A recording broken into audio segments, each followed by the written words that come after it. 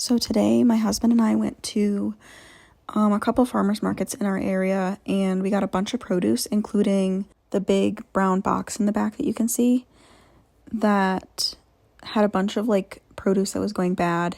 And honestly, not all of it was going bad. I guess maybe they just had an oversupply. So it was only $10, and we got a lot of produce out of it. And it is getting to the time of year where we obviously are preserving for the winter. So normally we don't usually get a lot of peppers, just because we don't usually eat a lot of peppers. But this was a main part of the box. There was a lot of peppers and a lot of strawberries and a lot of tomatoes. But with the peppers, we decided to dehydrate them, and then I'm going to blend them into a powder so we can add them to a lot of stuff and add that flavor. But we won't have to necessarily have that texture if we don't want it. Most of them were these long sweet peppers you kind of see. And then there was 2 jalapenos that will add a little bit of heat to the pepper powder.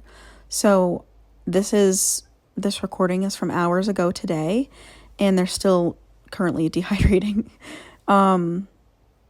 So then we move on to strawberries that I have been planning to make jam, and I wanted to do a mixed berry jam.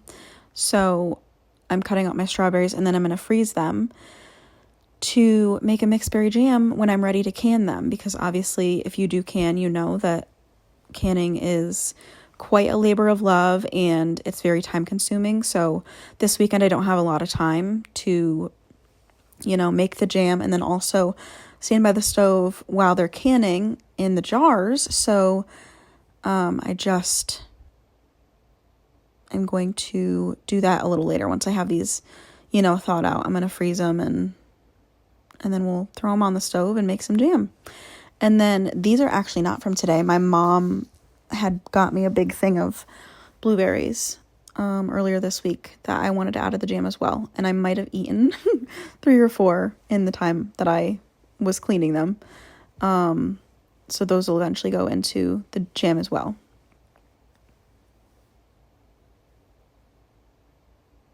And then I also got carrots.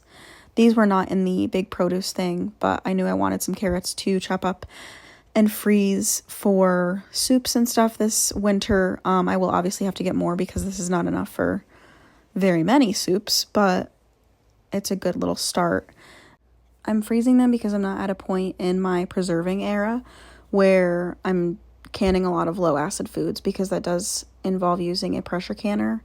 And I'm currently only doing water bath canning, so all high acid foods. So I will be doing some tomatoes at some point and the strawberries as well into the jam. This is an eggplant. There was only one in the box, and I've never eaten or used or cooked with an eggplant, so this was very different for me. I was very shocked by the seeds for some reason. So that'll be fun to incorporate somehow. And then I got this whole bottom part of the box was tomatoes that I'm just coring, and then I'm going to freeze them because I saw a hack where you freeze them, and then once you thaw them, the skin is just as kind of easy to remove as if you were to blanch the tomatoes. So I did that instead of blanching them because it's a little bit easier, I think. And also I didn't have to finish it all today. Like I said, I was pretty busy this weekend, so it gives me a little time to not worry about preserving.